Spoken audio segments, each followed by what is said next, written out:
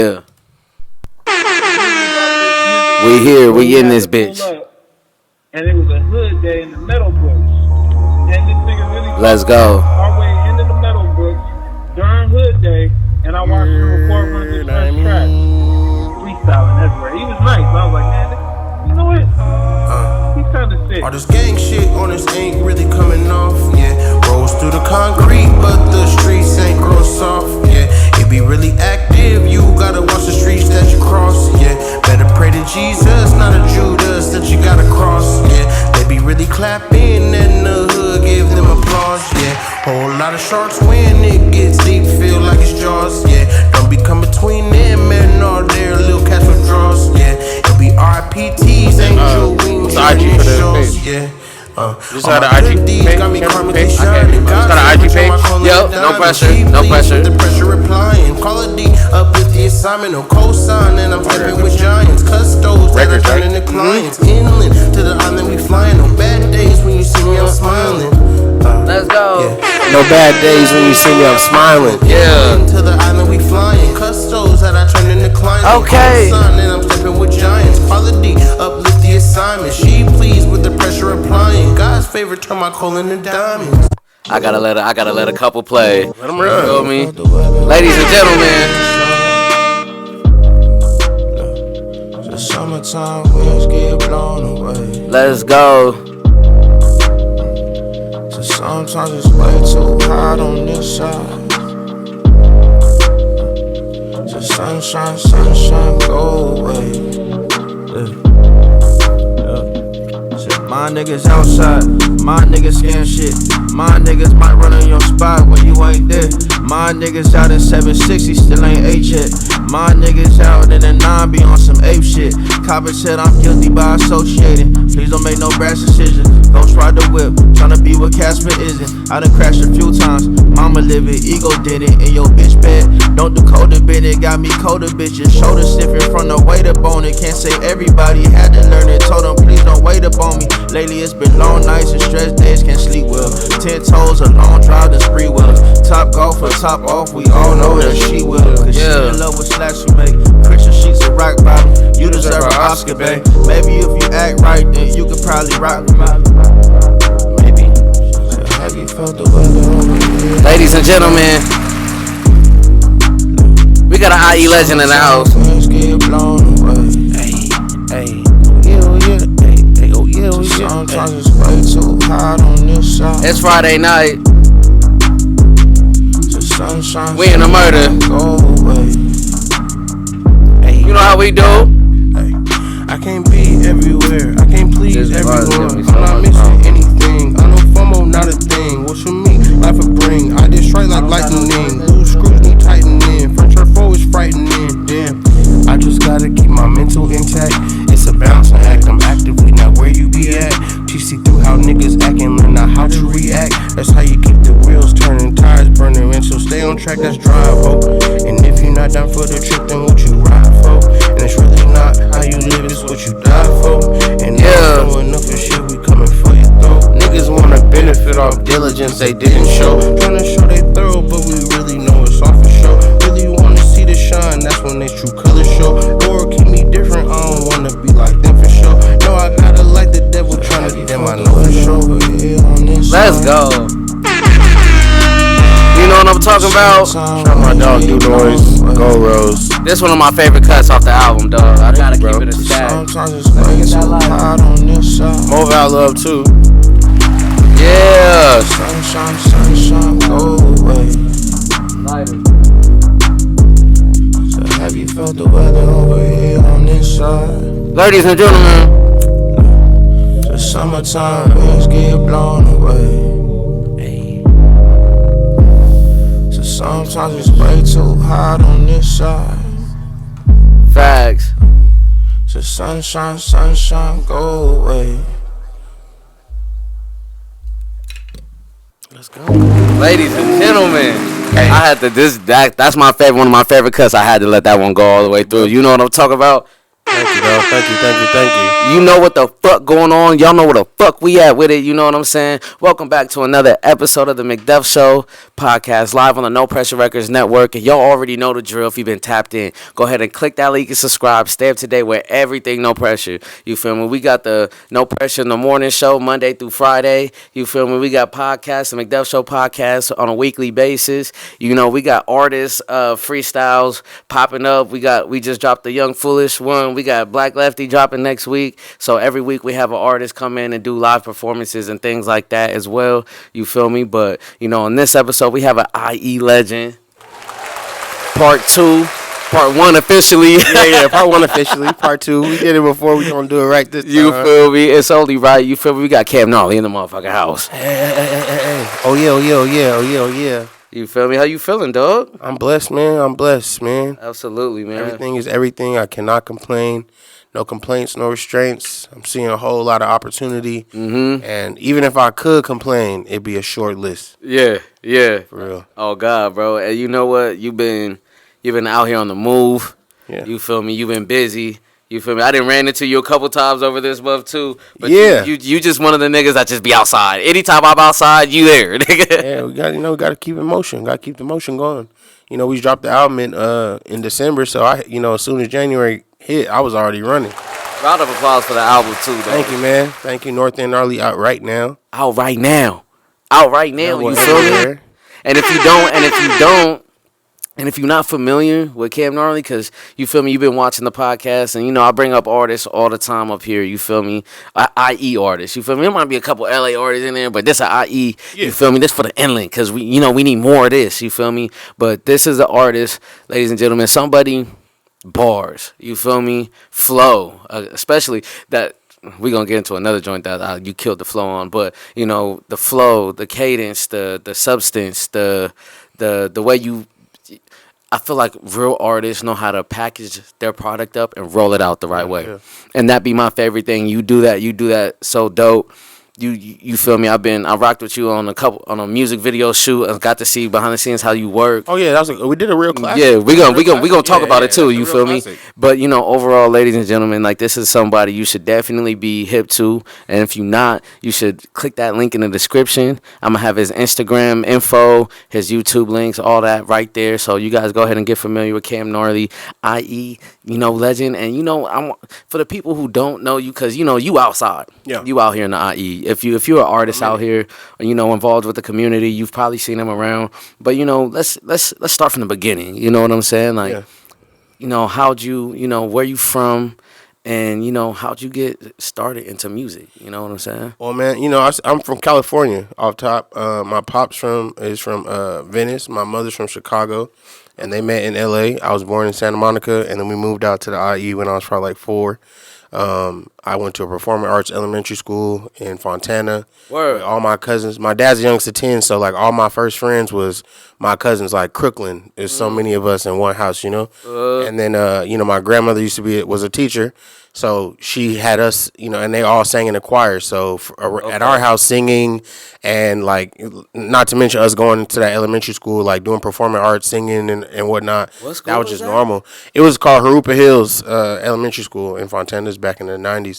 It's closed now. It's a high school, I think, now. But yeah, my pops has been teaching in Fontana Unified. He's a music teacher. Okay, yeah. Fontana He Unified. probably remember. I'm gonna ask him about that. About Harupa Hills. Yeah, because he started there. Now he's at Full High. He's been at Full High for like 15 years. Yeah, I had family that went to Full High. Okay, that's dope. But yeah, that's how I got into music, like just being around a musical family and going to a school that kind of pushed us to do things. Like I auditioned for like Lion King on Broadway when I was like 9. That's tight. After doing a play at school, and all my cousins did something artistic in some kind of way or sports oriented. And arts and visual arts was my thing when I was young, so I feel like I was always doing something artsy. I used to get easels for Christmas and stuff like that. I used to do visual arts. And then, like I said, we used to sing in the choir and stuff like that, sing around my grandma singing hymns and, gospel songs. That's tight. And then, I just kind of took that. And then around high school, I got into rapping in the back of the bus on football and whatnot. And in college, I started taking it more serious. And then I started making music probably like the first time I was really in the studio, probably like 2009. And then I was in a group back then, and then like when I came out as Cam Gnarly, it was probably like early 2010s, 2012, and I was opening up for like Kendrick and Dom and Currency, and putting myself around artists that I really listened to, and got a lot of opportunities early on, and then kind of just been running it up ever since, like just growing through the music, and like you said, like finding creative ways to package it and it be authentic without feeling like I'm selling myself. Like, you know what I'm saying? And that's I feel like it's a unique approach for every artist to find a way to stay authentic. I'm not a salesman, you know what I mean? Like I'm not really good at that, but I am good at, speaking from the heart and, putting that into the art, and then, people gravitate toward that and they rock with it. They, they buy into it literally. So that's really how I got into it. But yeah, I mean that's like the bridge version. I've been making music for so long. It's just it's not, and I've been seeing you. I've been seeing you on the scene since because I've been I would say like it was a few years after you started like seriously like getting in the booth, like 2012 for me, like 2012, 2013, where it was like, okay, I'm a rap, right? And even me coming up at the beginning, seeing you, because I've been following you for a minute, like just seeing you on anytime I performed, you were like one of the people out my name small at the bottom, you feel me? Niggas not even there for my sake. I've been there. I was on there too, bro. I just remember the nigga was like, I posted a wild flyer one time and he was like, damn, it's good to see you still doing the janky flyer shows. And that's how, that's how you work your way up. But honestly, a lot of those times too, and it's like I'm probably gonna drop a lot of those, but you create your own shit. If you don't like where your name at on that flyer, fuck that flyer. Make your own flyer. Make your shit chunky. You know what I'm saying? For real. Because that's what they doing. It's no establishment. You know what I'm saying? We all just got Canva. Oh, God. I could make your own shit in 5 minutes. Exactly. You know what I'm saying? Like, package it the way you want it to do. I'm good at creating my world the way I want it to look, and y'all can do the same shit. But just doing shows, I'm a performing artist as well. I'm a recording artist, and there's a quality to my music when you listen to it. But when I perform, that's a whole nother experience, and that whole nother bag. That keeps me relevant in a lot of ways, because I can show up on any stage and do my thing, and I'm gonna sell my merch, and I'm gonna gain new fans and garner new attention every time. And it's like people don't realize, this is not like one of those things that, when you signed up for, that's overnight. You feel me? You've been out here, like I said, since I've been outside, you were already somebody that I was seeing outside. I'm like, okay, what is this fool doing? You one of those, like, oh, what's Stevie Crooks doing? You know what I'm saying? You guys have been, what's Noah James and them doing? And I've been seeing you at the Brick to Your Face stuff for years, too. Oh, yeah. I mean, that was like my college years, like doing stuff at the Common Ground and, doing all that stuff, that, coming up from when I wasn't good on stage, you know what I'm saying, and being around a lot of Sunday nights just trying to like sharpen the craft, and I started really getting into my own, and starting getting people having fan favorite songs and stuff like that, and seeing what really works, showing and kind of so much. And also like showing the voice as well, like when you can identify, like when the listener starts to identify what they like, you can see what to pour more into if you're comfortable in it. So I feel like those Common Ground days or the Brick to Your Face days, like that was really like a lot of my training, you know what I mean? Like getting it right. And then from there, just taking it everywhere, like, cause once you're good on stage, I perform, like I said, I perform anywhere.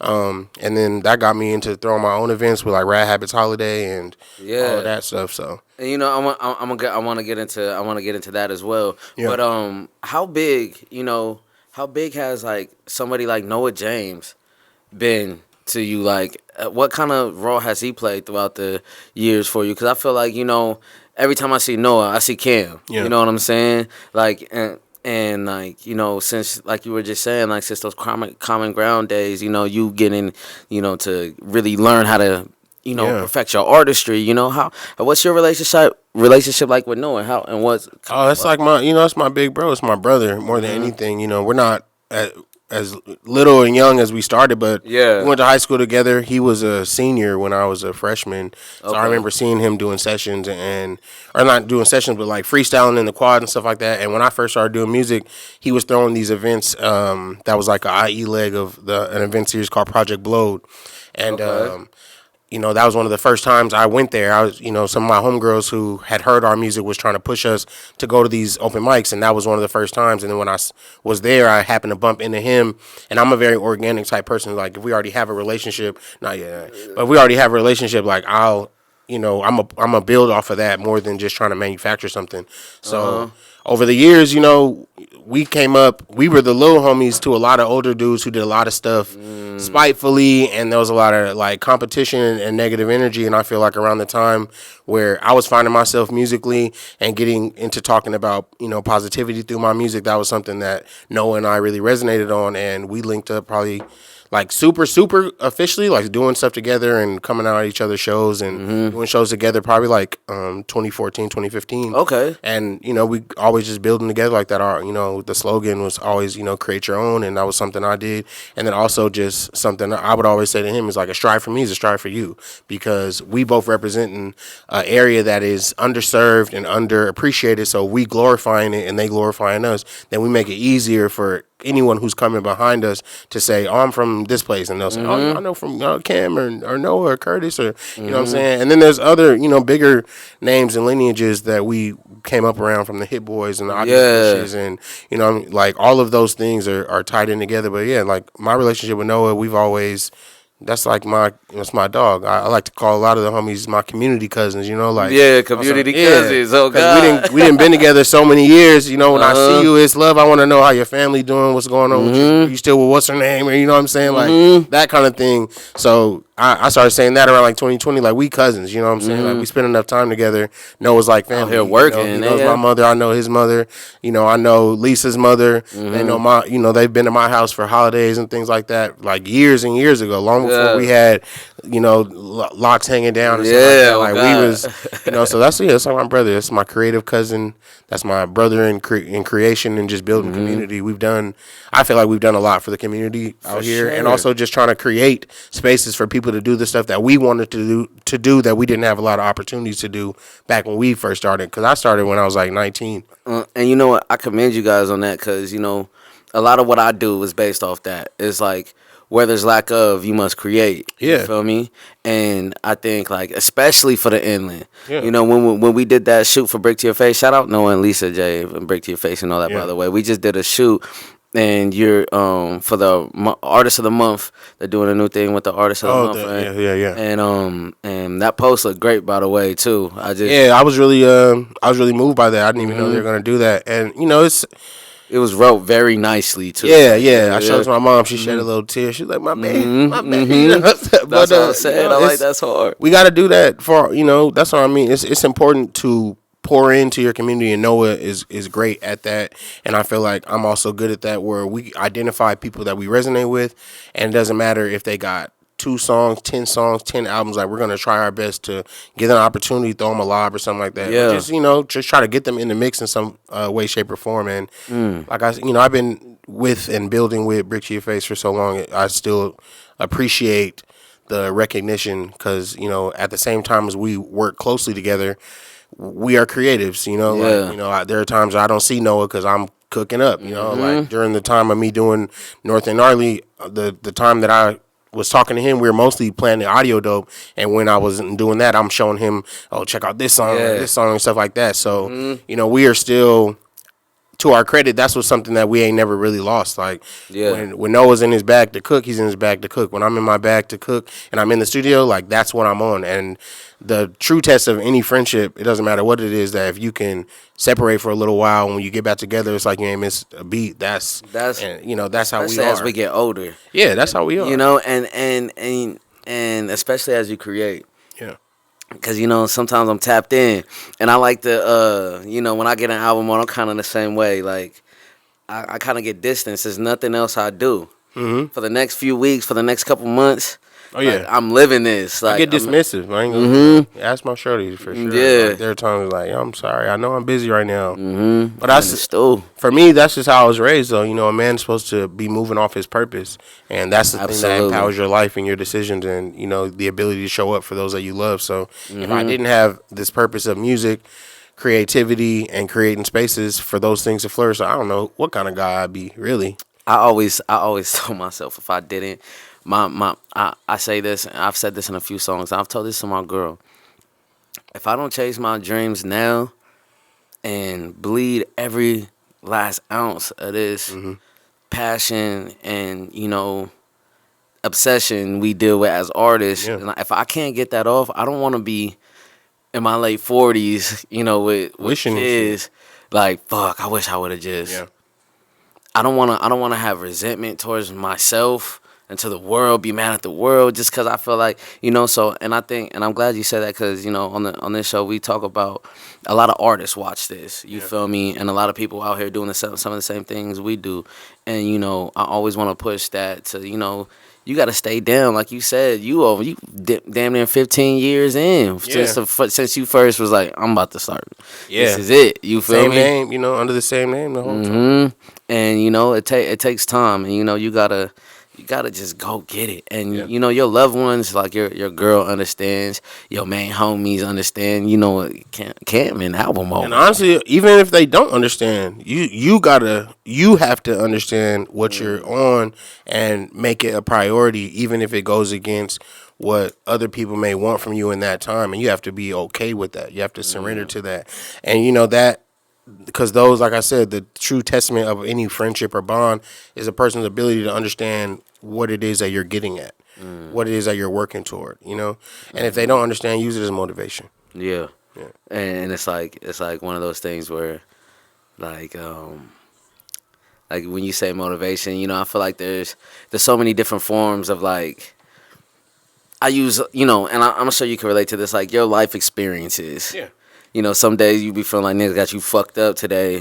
Some days you might be just down in the dumps, so you might be in a good mood. And I feel like us as artists, we create, you know, we create off that. Like, you could turn anything, any type of energy into something less negative energy. Yeah. But even then, we can't. It's inevitable, but to deal with it here and there. It's about how you transmute it. Really. Exactly. You can take your frustrations, and, you know, I used to thrive a lot off negativity, and that's what got me to a place of talking about positivity, because I knew negativity so well.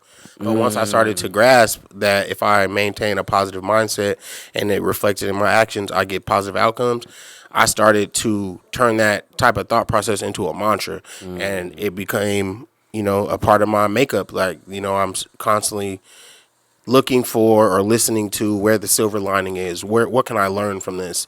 And because, you know, most things don't, you know, they happen for a reason, not just happening to you. And, you know, just so many things that if I didn't have this artistic purpose, I probably wouldn't even be taking the time to unpack them and understand them. Like Jay said, you know, like they say you change, but you think I work this hard to stay the same? Like, I'm definitely trying to. And as an artist, it's your job to be self-reflective. It's your job to be able to recant on emotions and be vulnerable. Ways. Yeah, there's so much power in that, and I feel like people relate to it. People go through this in any aspect. There's somebody working at Subway right now that's, and your ability to speak on your feelings. You know, you may say something that a person is still trying to find the strength or the words to say about themselves to themselves in the mirror. You may be able to say that. So you never know who you're inspiring, but at the very least, you should be inspiring yourself. And when you create music, how do you know you have a good song? Like when you make it, you know, there's so many different. If it gets in my head, if it's catchy, it depends on what the approach is. Sometimes, you know, I'm focusing on like a topic and trying to find different ways to break that down into bars or nuance and kind of flip something on its ear. So you kind of go out of it. So when you start with something like, and I don't want to start getting into the album because, you know, you have some joints on the album where it's like, okay, like, I was thinking this, you know what I'm saying? And, you know, just like when created this album, how was it? What was the process like behind this album? And, like, you know, where was you recording at? Like, what was it? What was this time when you did this last piece of work? I feel like it happened. The title and all of it came together somewhere in 2022. Okay. I was doing a lot of sessions in LA at the time. North Gnarly, by the way, y'all. Yeah, North Gnarly out right now.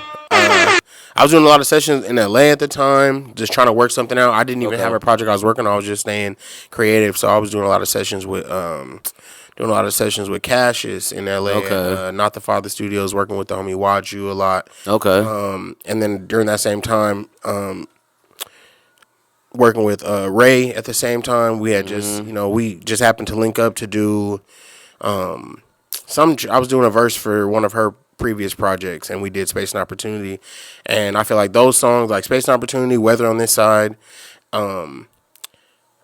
and then I made Blessed with Stress with all in 2022. Okay. And it was just those songs that I had. And then somewhere around summertime I made I Don't Play About You. I Don't Play About You. No. Yeah, we made that song. It was just a demo that we did after we did Weather on This Side. Like, because Do Noise was like, oh, I'm about to get into this Afrobeat sound, and I'm always trying to be as melodic as I can and switch up the sound. So he threw it on. You dropped that. I was like, this was that.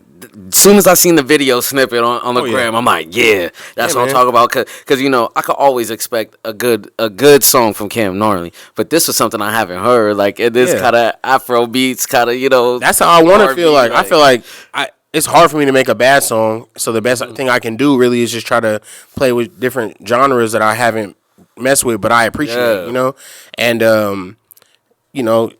in the process of making these songs, like those are the ones that I had already. And then I think it wasn't until I did I had already had Blessed with Stress with, I had already had I Don't Play About You, just like these demos. And then we had Space and Opportunity and Weather on This Side as well. So I knew we were gonna put that out around the end of the year. When I did Dro's Interlude, this is when we were still doing sessions at Knock House with Big C. And I went out there to do a session for him, do some songwriting on something for him. And Harp pulled up, and we were like, oh, let's do a joint. Because me and Harp were hanging out a lot, too, at the studio with Draz and him. So I did that one, and it just happened to say that. Just the North End, Gnarly T, until I go, hey. And then the next day, I played it. I went to a shoot with Ray and G-Bo's to go support the homie City James. And we were out there, and I played it for him, and we sat in the car for a second. I was like, yo, I think I'm going to make the album, and I'm going to call it North End Gnarly. Yeah. And I really was going to scrap it. I was on that idea for maybe like 2 or 3 weeks, but then times got so weird, and stuff started happening in my life that was pissing me off and low-key pulling me further away from like wanting to make a quote-unquote like positive album or like something uplifting. I was pissed off. Yeah. So I almost didn't go that route, but I'm so glad that I decided to lean back into it, because as I started getting into it, I looked at it more of like, this is a reintroduction for me, because this is the first album I put out since COVID, since I put out a project. Love Really Is the EP. Okay. And before that, I put out 3338Z, which I thought was like one of my best projects at the time, but it was COVID, so it kind of got lost in all the stuff that went on. So my last real album that I really got to push and do everything similar to the stuff I feel like I'm doing now was Nirvana. And what stood out to me for Nirvana was the song The Nine. That was something that a lot of people that's really... That's one of them joints that's one of them. Right? So when I heard that and I knew that, I didn't want to ever get into a point where somebody was like, oh yeah, like, I remember he had this song called The Nine. Da, da, da. So I really wanted to stamp it and be like, let me take what I love about The Nine and how it talks about duality, how it talks about where I'm from, and from a spiritual point, talks about like political point of views and like dealing with police and all that kind of stuff, and put that into a whole album. So that's what made me want to stretch that concept into a whole album. So instead of just talking about The Nine only, I made it about the North End, about where I'm from, the North End of San Bernardino. And then that's what kind of formed it. Then I did the intro, Dino USA, with Ascend Beats. And I'd also been working with Ascend a lot during that time. We did the first joint I think we did together was Call In, Call Out. We did that in the summer of 2021. Okay. And it was me, my girl, and Phantom Threat in the studio together. And I did Call In, Call Out, and he was telling me like, oh, I'm gonna do this project called Mixed Bag, and So we had been sessioning up again, no album thoughts at all. But then when I knew I was gonna do North End Gnarly, he had played the beat for what turned into Dino USA. I didn't even think it had a name. It was just Cam Rough 2. Yeah, for the longest. So when I heard the song and I just started. It sounded so cinematic. Like, as soon as it came on, that doom. No, perfect intro. Like, so when I heard that, I was like, this is the intro. And I just repurposed it. And I wanted to tell this story of, like, setting the scene, or the temperament, what it feels like to be from and or in San Bernardino and the stuff that you navigate in that space. So for me, that's why the intro is called Dino USA. I'm saying that because it's a map, like, and this is low-key a little spoiler, but you'll understand when it happens, like, this is a visual. We're on the globe. We're zooming in. We're going straight down to San Bernardino, California, USA. So, and also that's been a phrase that people from the city have said before. And it just made sense, to me. Like I said, I'm gathering inspiration from everything, from anything that I've ever experienced. Kind of like, you ever seen the movie Dickie Cox? Dewey Cox. When bro is like, he's just standing. It's a comedy about, like, it's a fake biopic for, like, this artist, but he's standing on the side of the stage, and he's an older dude, and he's like, Dewey, are you ready to get on stage? And he's just standing there looking out, and a guy walks up, and he's like, Dewey Cox has to think about his entire life before he goes on stage. And I feel like that sometimes, like, when I want to work on something, especially that's so close to me talking about where I'm from, I have to pull from stuff that means something. So then from there, I just started creating all these moments and scenes that resonated with it, from Dino USA setting the tone, and then the mentality of being blessed and stressed. Like, I'm blessed with the stuff that I get from being from where I'm from or being an artist, but it also comes with a level of stress. Every single time I reach a new level, it comes with an equally yoked stress, and then painting that picture, and then but then overcoming that, you got more to do, and the more you do, they got less to say when you do it, and then when you got to take a break from that, you can't play about who you love on, and then it just as you're going through it, it just tells this story, and then from there, my homegirl, one of my biggest supporters from when we were kids, her name was Adriana George, and we had I shot a video for this song called Uber a few years ago. Okay. And she was in the video, and that was our last time seeing each other before she passed away. And I was able to take of course, man, thank you. But I was able to take the vocal of her, or like of that, and us just like chopping up and laughing, and I put it into the song, and I recreated a moment that we would have all the time where she's scooping me up, and she's like, where we going? I'm like, I'm going to Pomona. Can I play something for you? And she's like, go for it. And that was me, kind of paying homage to her, because to me, when I think about the North End, I think about everybody that has ever impacted me along the road of leaving the North End and taking it elsewhere, from going to Riverside, doing shows, or doing stuff in LA or in downtown LA and all that stuff, like out of state too. Yeah, going out of state. Shawty, don't give a fuck. Yeah, I definitely then left the house. But for me, like, taking the Dino with me everywhere I go, important. That's the most important, because that's why we love some of the artists that we love. Kendrick has taken Compton everywhere. Ice Cube took Compton everywhere. Eminem took Detroit everywhere. There's so many artists. Atlanta has affected the world globally. You know what I'm saying? So I feel like it's important as an artist, if you're representing yourself, you got to represent where you come from, and it's a strong thing, Yeah, absolutely. And, that's why it's so important for artists to, stand on where you from, because there's people from high school that sat next to you in second period math class that you probably never talked to again. But once they hear you and they see you and they, follow up, they might click a link and they hear you talk about the city. They hear things that's familiar. They see the videos and they see what you stand for outside of, the music and what you do for the community. I think that's special.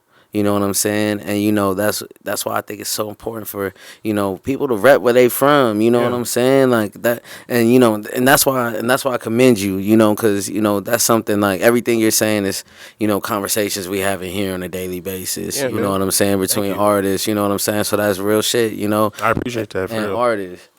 You feel me? Yeah, we'll drink to that. Salute. You feel me? Cause without that, like you said, like Kendrick bring Compton everywhere. It's like I would like imagine. So I always thought like I would hate to be the guy that like hop up on that Grammy stage and not say Moreno Valley, California, the inland. Man. You know what I'm saying? Like what grounds you? You know what I mean? That's what you should be representing, because you can the ego can be swayed in so many different ways, but what grounds you? For me, it's my mother's voice. It's my grandmother's house. You know what I'm saying? Yeah. It's university, getting off of university in Kendall. It's home. It's those moments that I had before I had a thought of who I'm gonna be or who I'm trying to be, and it's that space that I cultivated this idea that I could be something more. And, you know, I have to pay homage to the place that, you know, like you can't forget that. Yeah. And when you forget it, it's almost like when you go to a room and you're like, why'd I come in here? Yeah, and you go back to the room and that's the thing you do. You go back to the room where you forgot, where you had the idea. And that's for me. You always go back to where you came from to remember what you're trying to do, you know? you always end up back home. Yeah. Back to where, you know, and I think that that's right there special, and especially for the other artists listening. Like, I feel like me personally, like I used to, you know, I love being from Randall Valley. I love being from the Inland Empire. Yeah. You feel me? All the shows, like, you know, like we in the Dino. Mm-hmm. You know what I'm saying? For all the shows, you know, we're in the Dino or the Riv. Yeah. On occasionally, you know, but it you know, sometimes Pomona. It's almost like New York with the boroughs. You know, like it's different sections all in one big section, and there's so many different artists from each section in the inland, and I feel like that's why the inland is so dope. Yeah, because there's so many pockets. You know what I'm saying? And I feel like a lot of people are able to. You're pretty much able to anybody in the inland. Like, you can pretty much reach out to everybody. Yeah, and if you can't get to them via, you know, Instagram, you could catch them at a show locally. You know, because, like, you know, and that's what's dope about Brick to Your Face. Even if, you know, it might be hard to see somebody like Triz or somebody like that, or, like, you know, you never know who's going to be at an Audio Dope event. Yeah, who might just pop Blue, up. Yeah. You know what I'm saying? True. Like, it's like anybody, and it's because it's, you know, because the inland carries this special energy about it. But how do you feel, you know, there's a stigma between the LA, IE, you know, and shit. And, you know, I feel like standing on, you know, because, you know, we got to make that hour and a half drive, 20-minute drive, you know, to get out there, that hour drive, you know, constantly. You know, we have to, I think it's special being an Inland Empire artist, just based off of all the stuff, you know, we have to do a little bit more. Yeah, you gotta work way harder. Way harder. I think you gotta work way harder. Like, way harder. If I was on the mission in the 90s and I wanted to wake up and drop off my demo at Capitol Records, I'm driving further than you if you live in South Central. Mm-hmm. And that's nothing against you, but I'm just saying I woke up earlier than you. Yeah. You know what I mean? Like, you may have met me there, but I've been awake longer than you. Mm-hmm. And that's what I mean. Like, for an IE artist, if you are even on the radar, like many of my homies are, myself included, like, if you're on the radar in Los Angeles, that means you can put on a show where you from in IE and in LA. And that can't be said for a lot of LA artists. They can't say, oh, I can also get some shit rocking in IE. They can't. Yeah. And that's nothing against them. I hope that they can. And I'd like to build those bridges too. I like to create opportunities for an LA, quote unquote, LA artist. Mm-hmm. You know, because we're all California artists. That's really what it comes down. We're all Cali artists. But we definitely, like, you know, we create this division amongst ourselves, and I feel like that's what's so crazy about it, is that that stigma is like manufactured. Like, it's you know, the people who are divisive, they gonna eat off of that. You know what I'm saying? Because negativity is palpable, and we love drama, and we're all that shit. We're masochistic society. We like to hurt. You know what I'm saying? But for me, building the bridges between IE and LA is so important, and the stigma, that's what I mean, it's not real. You know what I mean? It's not really real. Like, if you do your research, so many of your favorite LA artists have a history in the IE or worked with people from the IE and vice versa. You know what I'm saying? Like, that, you know, the stigma is just, it's just coming out of pride and ego. Everybody wants to be someone, and, you know, it makes people uncomfortable sometimes to see someone who's sure of themselves. I agree, and it kind of goes back to what you were saying, you know, just about coming home and everything we do for the end. And I feel like things like that help bridge the gap. Yeah. From here to there, because like they can't check.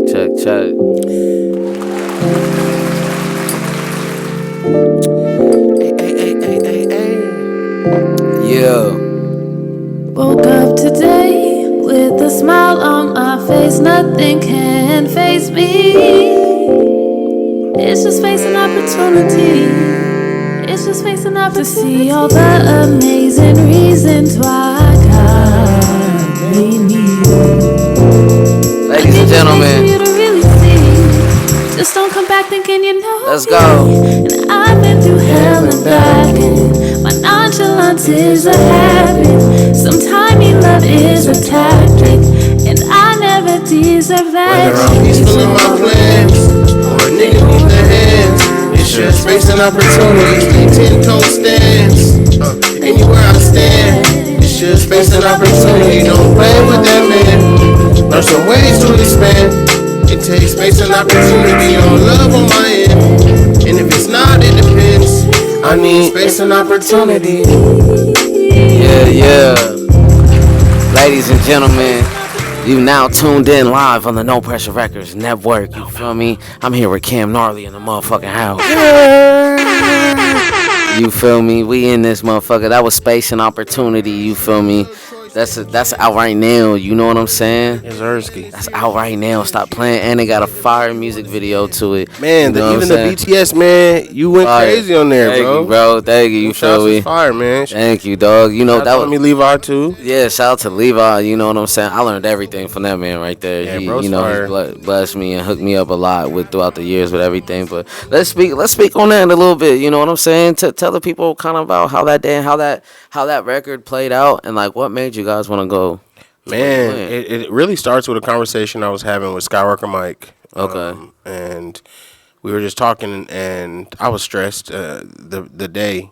And, you know, I always talk candidly with Mike. That's my bro. Yeah. So he was just like, what's going on? And I was like, man, it don't even matter. Like, I could be peaceful in my plans, or a nigga need the hands. It's just space and opportunity.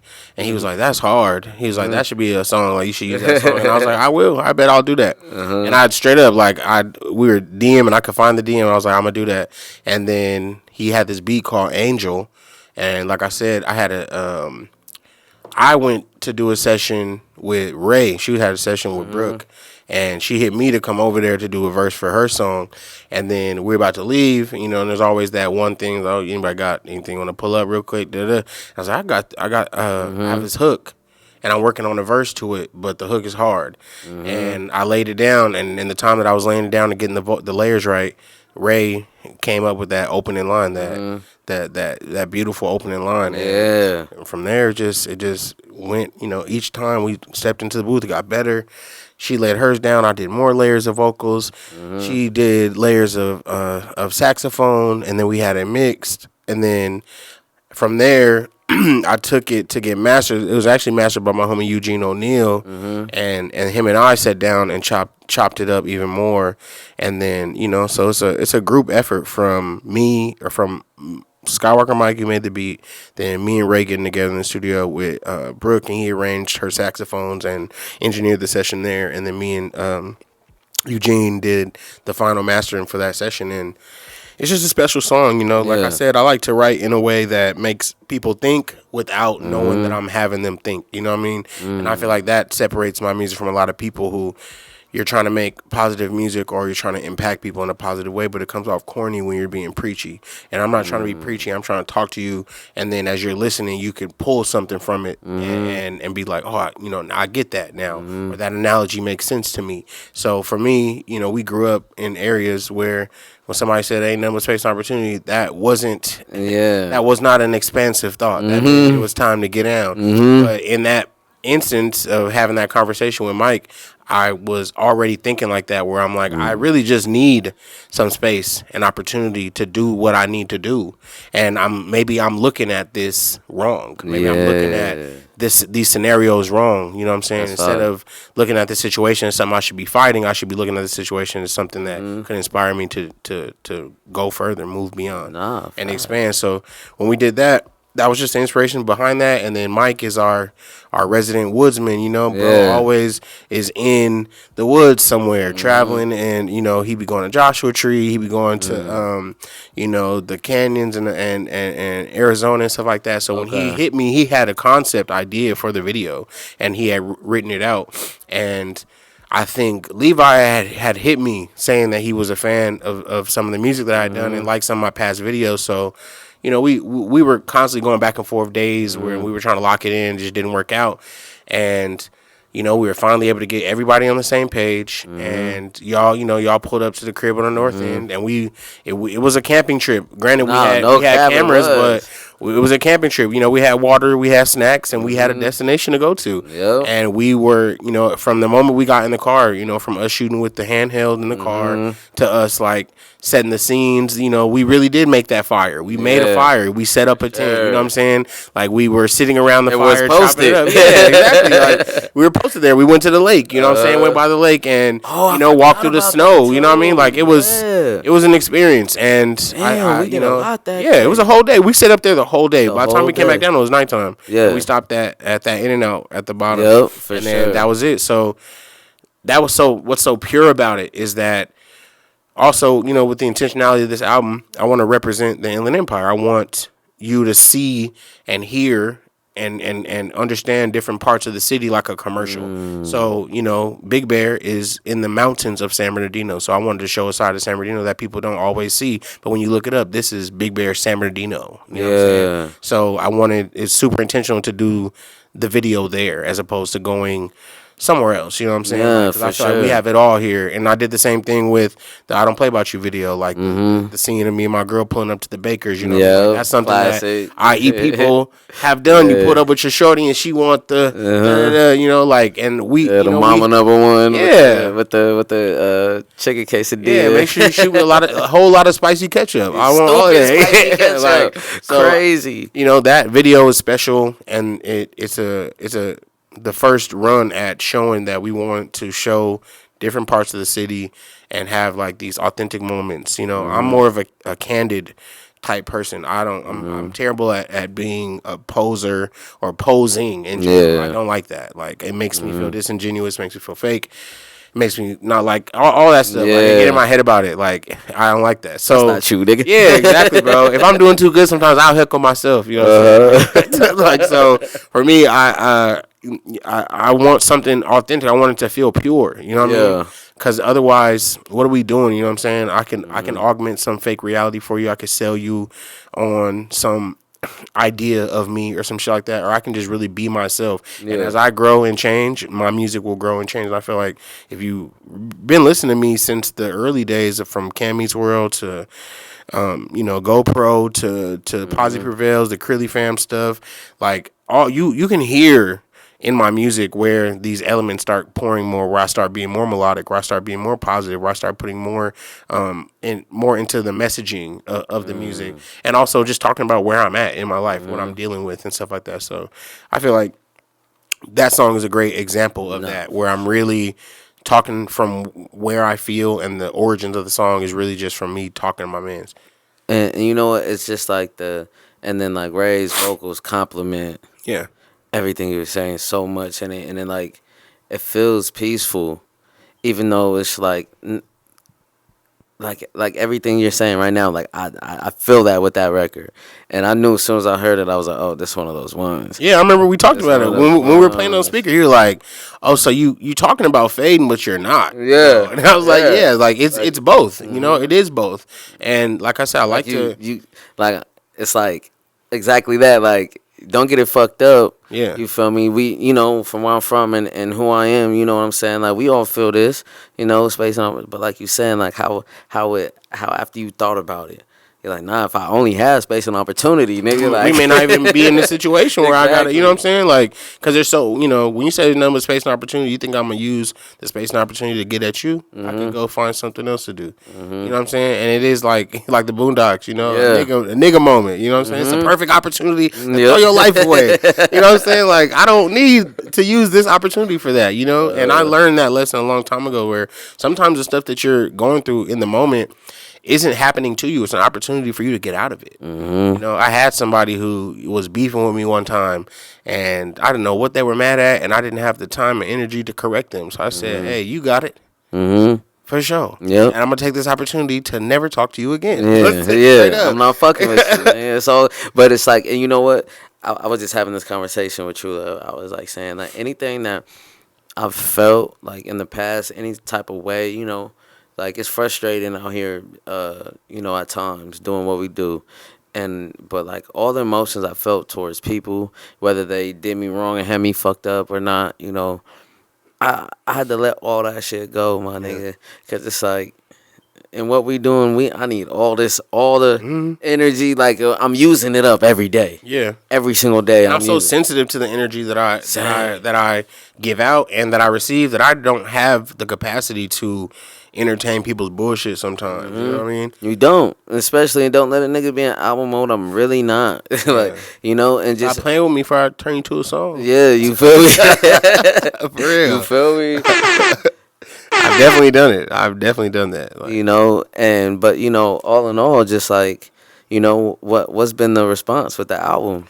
Oh man, it's honestly been amazing. It's been amazing. The way that people are resonating for all these different areas, from the concept of the artwork to the title to the artwork, you know, each person hitting me about every song. There's been a person to say something about every song to say this is the one. That's a success. And that's 11 the ones from each person. So that's great. And then, like you said, the artwork is just such a conversation starter. Shout out to my homie De La Grimm, who you know, when I approached him to come to do the artwork for the album, I was already familiar with his work. I liked what he did with Ice Cold Bishop's project, and I've seen him do videos for the homies from Pac Div and Greg Newman and stuff like that. So we had met a couple times at events and stuff like that. So when I hit him, he had this idea, this concept. When I told him what the album was about, he had this idea, and we tried to execute that idea, and it took a lot of trial and error to get to what we had,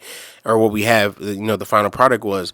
And that was just like a organized look at so much of the energy we were putting into it and what the inspiration was. It started to form itself, and then we started to shock ourselves and be like, oh shit, like this is turning into this optical illusion, AI, Photoshop, postcard from me to you type energy, and it's holding all of these things. So, you know, I don't get tired of somebody hitting me and be like, bro, I just realized I could see your face in this. Oh my God. You know what I'm saying? That was the first thing I noticed. Okay, when I noticed the outline, I'm like, that's fine. Man, shout out to your homie who did that. Yeah, De La Grimm did that, man. And we got more work coming. He's also shooting the Dino USA video, so it's already gonna be crazy.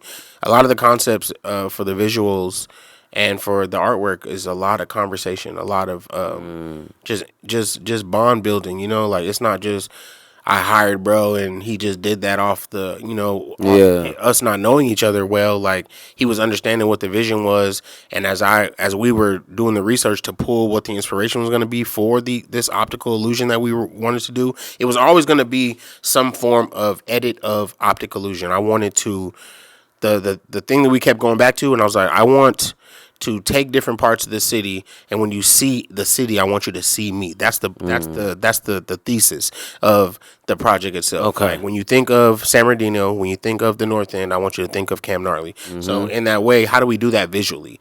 And that was the what was so dope about it. As we're like messing with the AI materials, we were feeding it the inspiration for the stuff that I was pulling the project from. So, you know, E Street, the North End, like this typography of like the old Route 66 type deal. Like, and then, you know, as we got more into that, we started finding inspiration in these postcards and seeing how, you know, at a time like San Bernardino was like this, like something you would write home about. You know what I'm saying? I'm on Route 66, I'm in San Bernardino, that kind of thing. So we took that and then wanting to shed a positive light on the city. If you look at my image in it, what's forming my silhouette isn't the shadows, it's the light.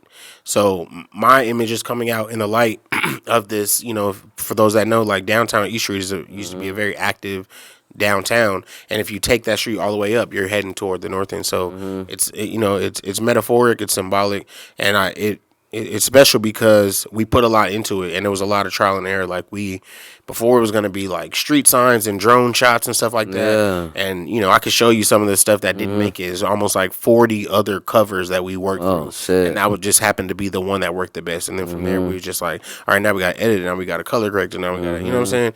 And then, you know, from the photo that we did a separate shoot to get the right photo involved in it. And then he just went crazy on the concept. Once we knew we were going to do a postcard type concept, it was just, all right, let's pour into that. Yep. So when I saw him make the stamp of me, I was like, oh, we on. Like, that's this fire. is already crazy.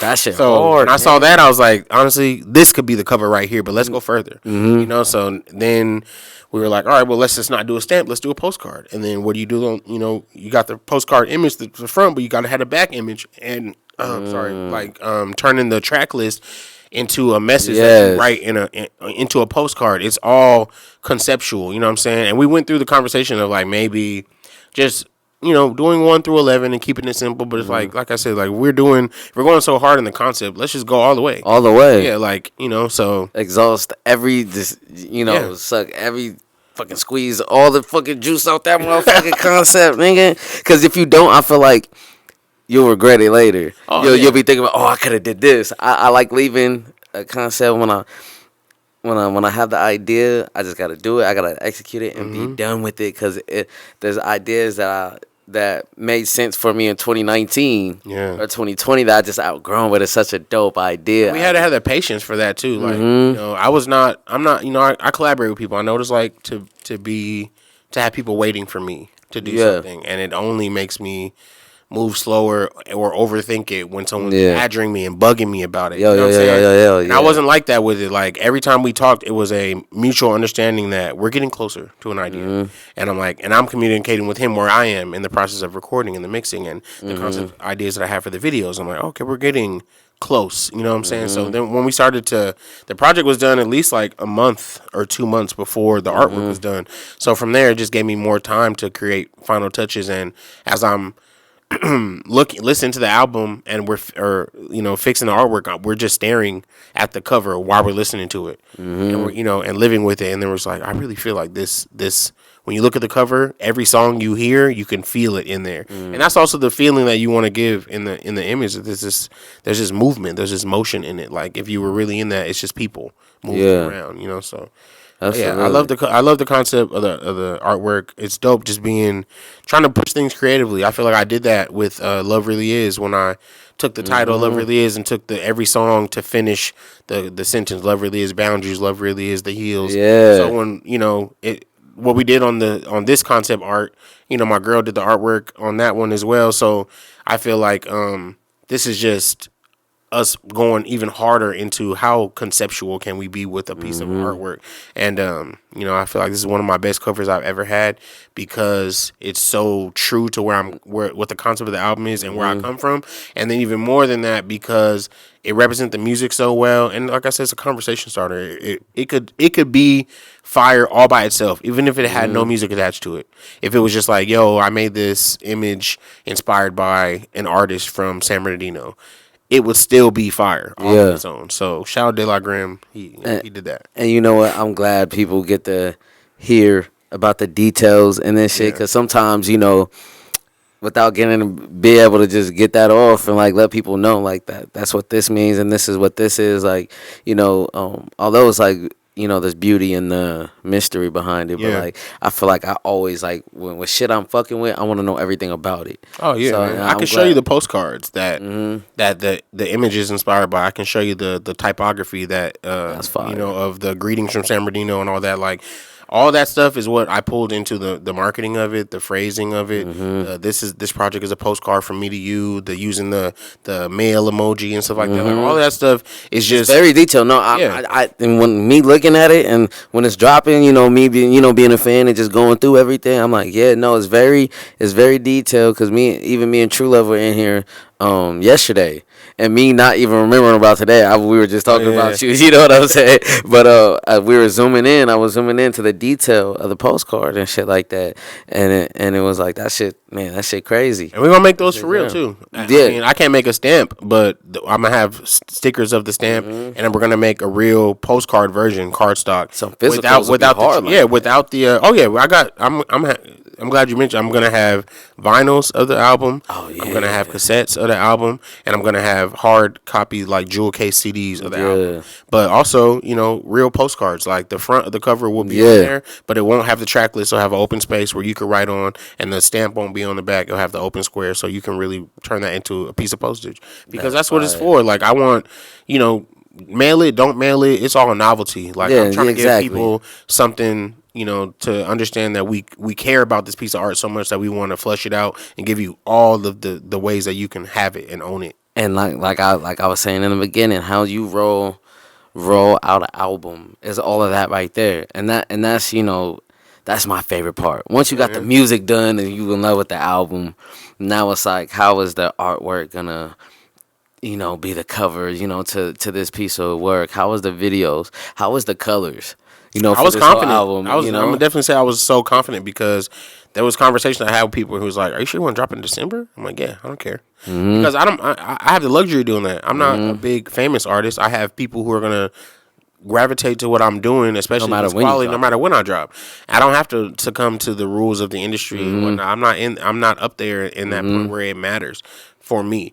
And then also because, like I said, I already had the music. I was confident in the music, but I roll out a project for as long as I want to. I'm gonna find different ways to get the title, to get the singles and the visuals into the psyche of the community before you even get a project. When I did Nirvana, I had a radio show called Nirvana for a little while. Before I did, before I dropped North End Gnarly, I was throwing events called North End Nights, just to get the name into people's minds. And then also the same thing with the singles. I put Weather on this side and Space and Opportunity all came out in 2022 November. In the same month, and then I pushed Space and Opportunity was the fan favorite, and we pushed that throughout the year, and there were accolades to that song. Got nominated for some awards in the city. And we're gonna talk about that too. I feel like that was so it empowered me even more to be like, oh, now we gotta drop the project. I didn't want to wait until the top of the year because I didn't want to be in the hustle and bustle of everybody who's trying to get their little New Year's resolution off type shit. Like I want to show you that I was ready early. You know what I'm saying? I was already ready. So now here we are in February, and I done dropped another visual for another single from it, and it's gravitating well. We got more visuals coming. I'm doing hella shows between January, February, March, and then by April, who knows what we can do. But it's really just about creating opportunities for yourself. I don't have to wait for anybody. That's the luxury. Yeah, if the quality is there, people are gonna gravitate to it. It's like, if you build it, they will come. You know what I'm saying? And we build it. And it's like you got your peoples regardless. Like you got your support system, your fan base of people. You feel me? That, like you said, like no matter when you drop, and I'm the same way. I'm a type of motherfucker like, oh boom, I might sometimes when I drop an album, I might not even know I have an album. I just recorded stupid this week and had 15 joints. I'm about to drop 8 of these. Yeah, and it's an album, and it's a tape, and and then I have my albums where it's like, okay, this has been a few months.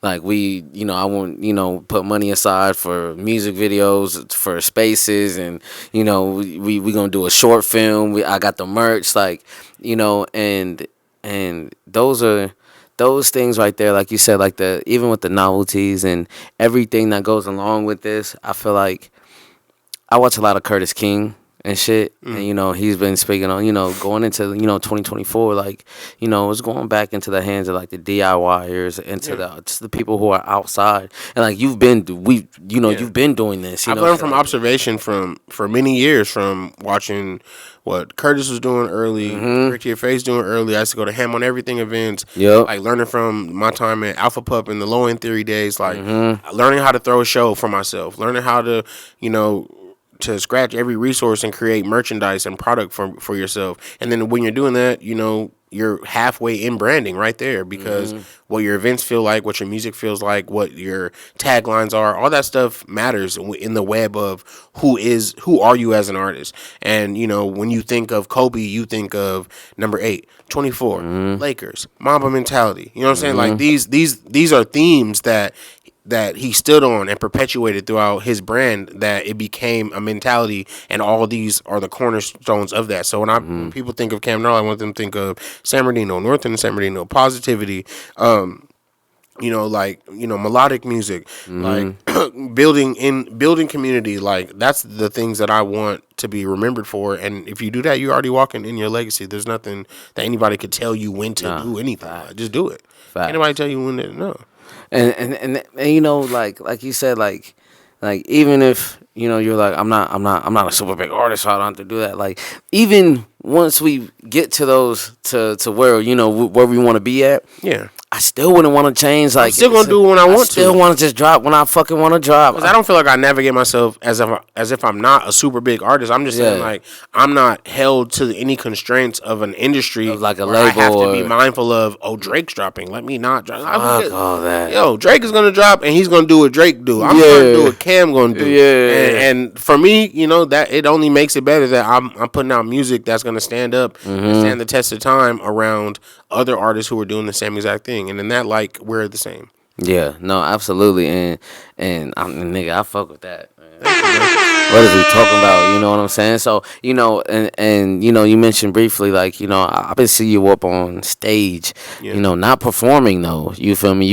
You speaking at podiums and shit at the city, you know, whoop, and you know, getting awards and stuff. Can you speak on a little bit about what you have going on? And like, I know I saw you, maybe it was last week or the other week, you were speaking and you were on the stage and all that. Can you kind of let the people know? You know, shout out to my homie Ben Reynoso. Shameless plug for my dog. He's running to be reelected for a city councilman. Okay. And he's the city councilman of the ward, which is that is the North End. So he's the city councilman of the 5th ward, and that is the North End of that area. And you know, we linked up a few years ago. He was a fan of the music. Turned out we have a lot of mutual friends and family and stuff like that. So when I put out the album, he was a big supporter, and he supported it in other ways. You know, he's tried to have me out before and perform at some of his events, and know he's also somebody who's spoken highly of me in community spaces for the arts community, and you know, situated me in position to make money creatively and tell me more about the stuff that's going on in the community that we may not know about, that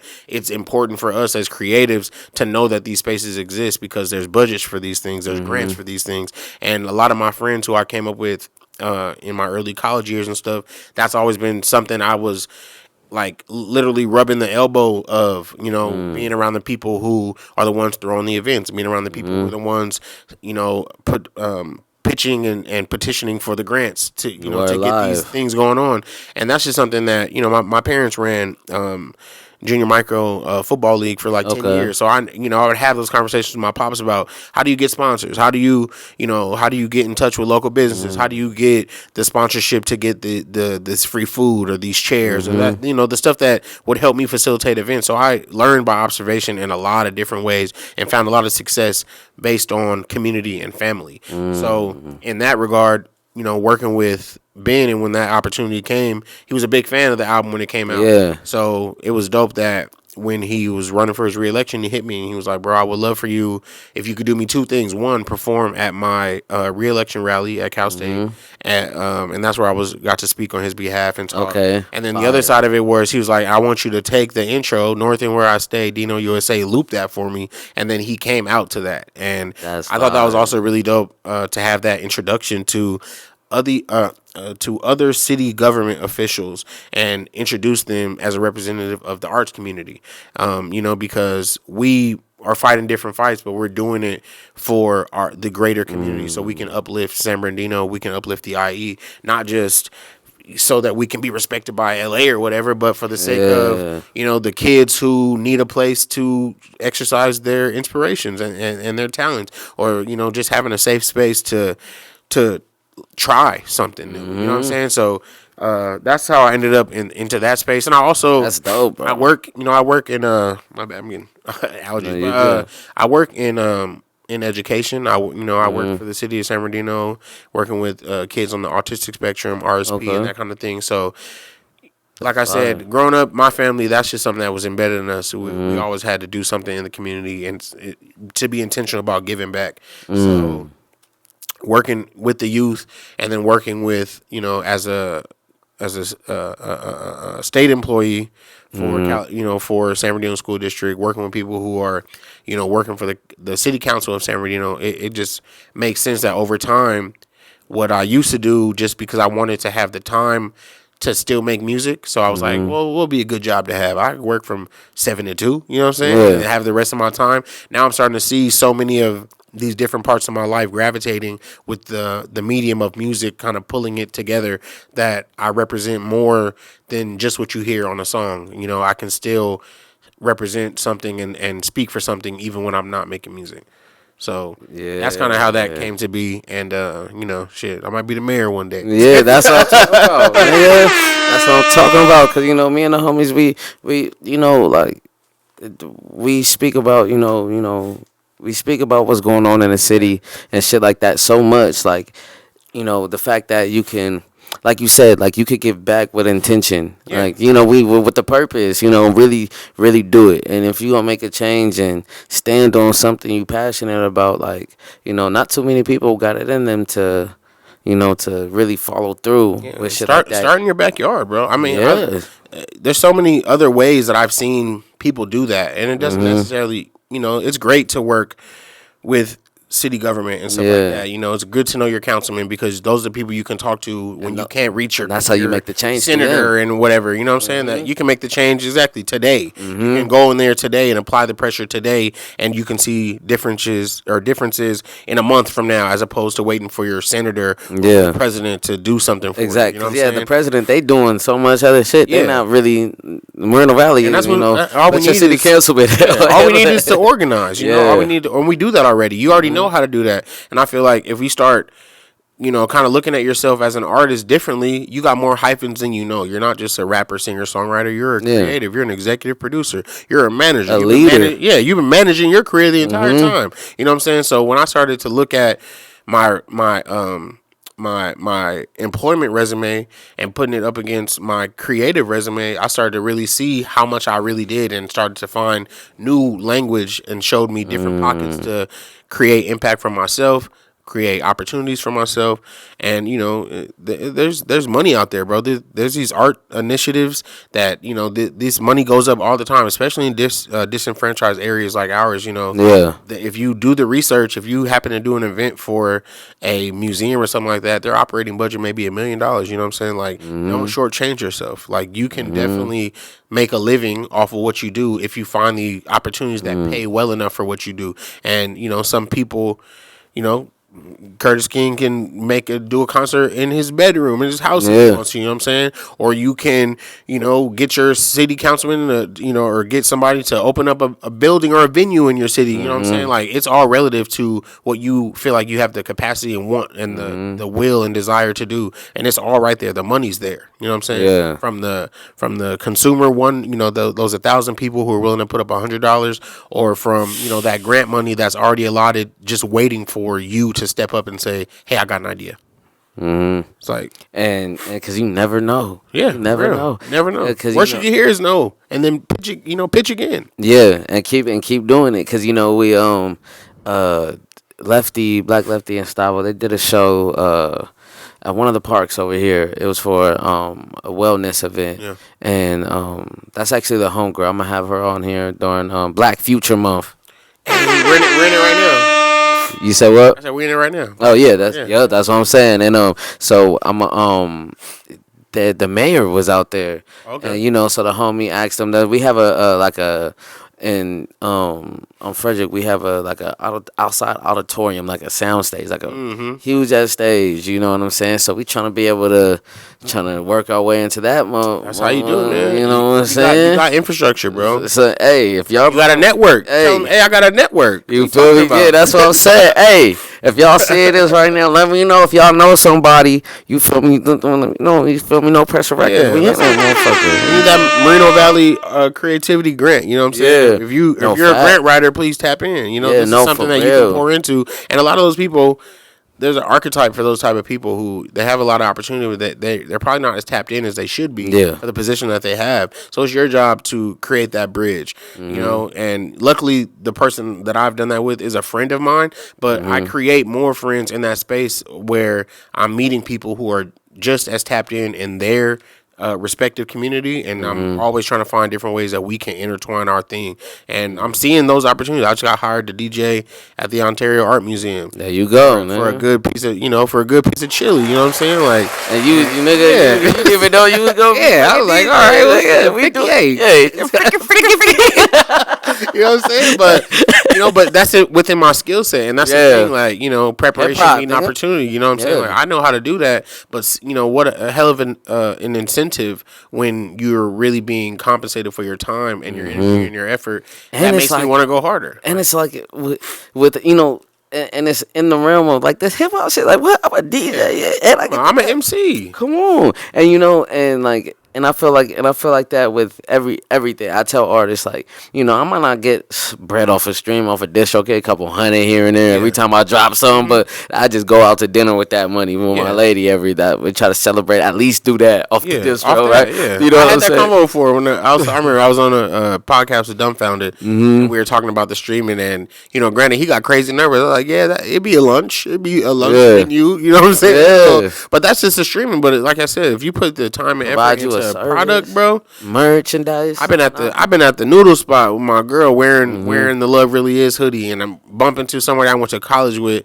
and they like, oh, can I get one of those? And I got it in the trunk. I made $260 out the trunk at the restaurant. You know what I'm saying? There you like, go. if you have it like that, it's always been there. And I feel like so many mechanisms fall into place, from the labels to the streaming, to disconnect you from the idea that you can make your own shit, price it what you want to price it, set your price, live your life, and that's all you got to do. And that's you. And there's so many other, I believe in accessibility. I believe in the passerby fan that does not have interest in buying anything from me, but they will listen to the music. And that's what Apple Music and all of that is for. That's for the passive listener. Yes, for but sure. the person that we're talking about, the people who support the artist and understand what we're putting into it, and they appreciate art, and they appreciate novelty, and they appreciate exclusivity, those are the people who are going to buy your shirts, your CDs, your stickers, or whatever. The VIP tickets to the show. Or whatever random thing that you want to make that identifies with you. You know what I'm saying? Like, that's what you want to do. That's why you buy,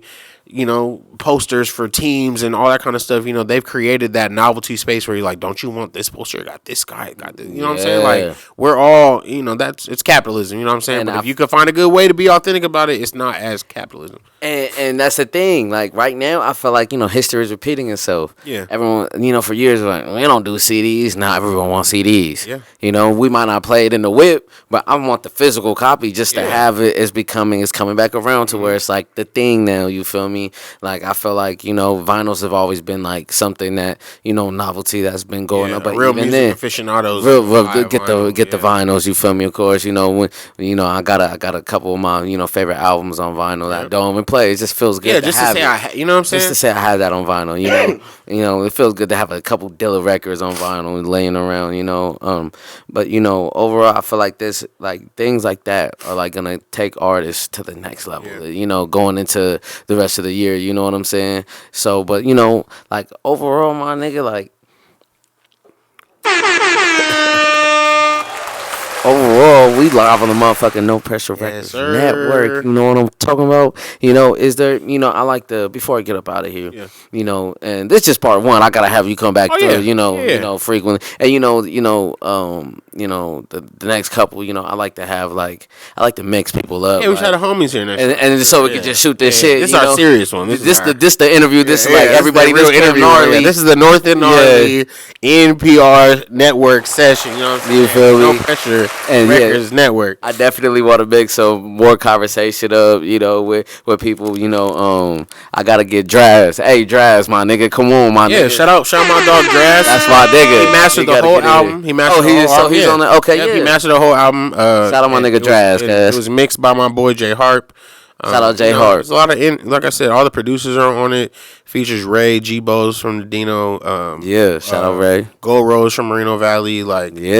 It's Gold Rose is from Morel. Yeah. Shout out my nigga Gold Rose. I chopped it up with my nigga. I've been meaning to get him on here. We've been talking about it since COVID, but I fuck with Gold Rose, my fire. nigga. And that's why that song when I seen that feature, I'm like, oh yeah, you on Gold Rose on the joint. That's fire. And he from the Murders. Yeah, we got another joint. We got this joint called Bogus that never even came out this hard, but drop that. You know what I'm saying? Yeah, honestly, I'll be telling him time is limited. You don't have to put it out, but he's definitely a talented artist. But like I said, not many features on this album is super intentional because this is my story, and I'm trying to share it in a way, to show you that I'm linking with different people, but to let you know just the introduction that this is the postcard, this is the card I'll hand you, and be like, oh yeah, this is who I am. And then on the next one, I'm gonna drop again this year. So I got a project with the homie Immortal Teresa. It's fire, bro. That's dope. I got so many like I said. Remember I told you I made a bunch of music. I was pissed off. There's a lot. There's some edgier more, tapping into other emotions and more sounds, of course. What better way to explore emotions than just try different sounds? And Teresa's a hell of a producer, and we got some fire coming, I promise. But until we do that, we just on the north end where we coming to a city near you, a postcard from me to you, and we're gonna have different novelty products. We're gonna have different performance opportunities, and then just taking it everywhere we can go. I've been on a string of shows. I've been seeing you outside, nigga. Yeah, I'm DJing in Ontario on the 17th during Ontario Art Walk. Okay. I'm at Bananas in the Lamert Park on the 20th. You said that was the Art Walk is when? February 17th. February 17th. Saturday. I'm gonna pop out with my lady. Come through. And then I'll be there with Skywalker Mike, him and I DJing.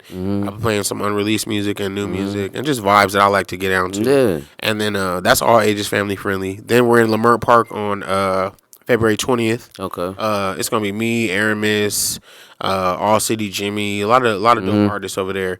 And then I'm in where am I at? And then I'm in LA. Oh no, I'm back in IE. I'm doing something for it's like a cook-off Black History Month event going on in San Bernardino. Okay. Like earlier in the day.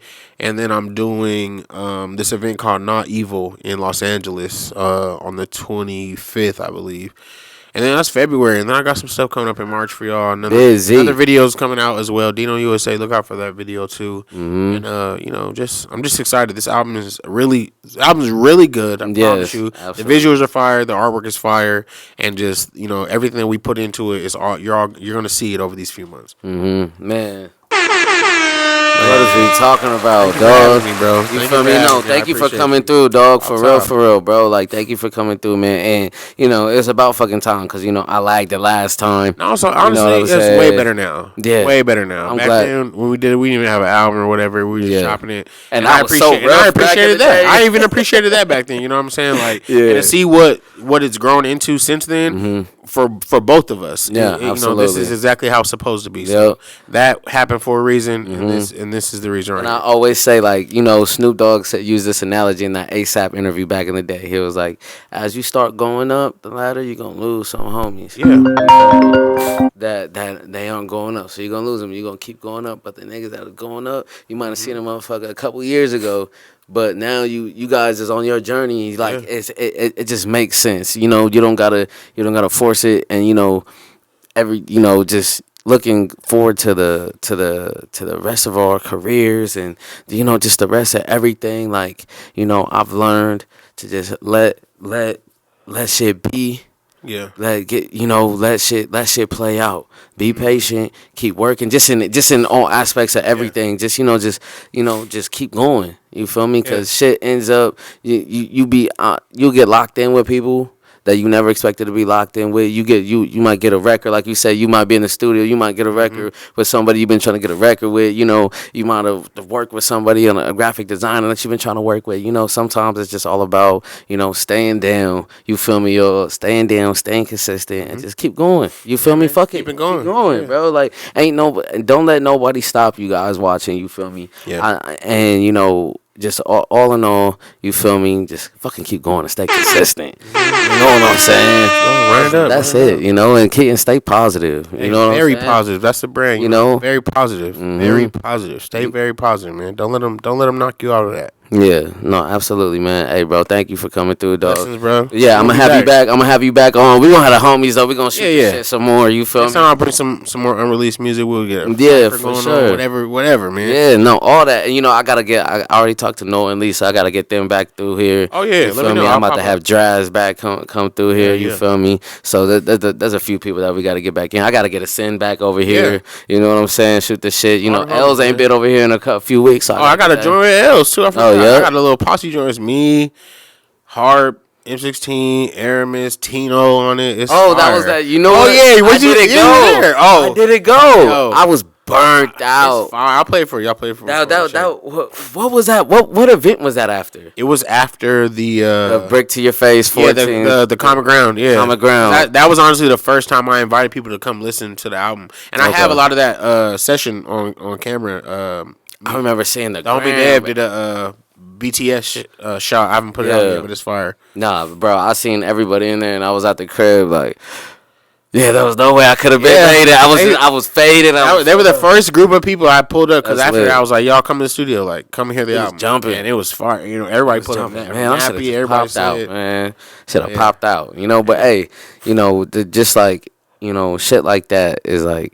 It's dope. We all, cause it's like I think it's dope, cause we all like a community, man. Yeah, man. You don't know what, like that's what's dope about the IE. Like there's been times where I don't know who's gonna be at the studio, and then the homies is there, or I don't know who's gonna be at this event, but I want to pop out. That's why I like going to the studio. You know, the hub over there in Riverside, off of 12. Like you don't know who's gonna. No matter what room I'm in, I'm gonna make something fire. And at this point, I made something fire in every single room. So yeah, no, for sure. I gotta get back in there, tap in with Draz and all them. You know what I'm saying? And Ascend. I know I need to work. I haven't worked with Ascend yet, so I want to work with Ascend. But all in all, my nigga, thank you for coming through. Appreciate you, bro. You feel me?